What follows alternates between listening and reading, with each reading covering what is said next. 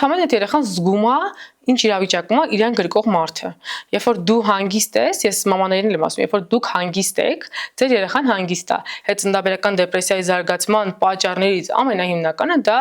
ինքնամեղադրական վիճակներն են։ Բացարձակապես պիտի խոսեինք ընտանիքի դերի մասին, բայց այսօր նաև մենք դրան զուգահեռ միգուցե մի քիչ ավել խոսում ենք նաև սոցիալական ցանցերի ազդեցության մասին։ Մարդը երբ է փորձում այլ տեղերից ինֆորմացիա, երբ որ ինչից ումից որ պիտի ստանա կամ ինչ որ տեղից որ պիտի ստանա, չի ստանում։ Դա նաև նրանից է, որ մենք մի փոքր երևի անվստահություն ենք առաջացրել, ինչ որ этаպներում ինչ որ բան բաց է մնացել։ Ավելի շատ կենտրոնանում են մասնագետները եւ նաև միգուցե կինը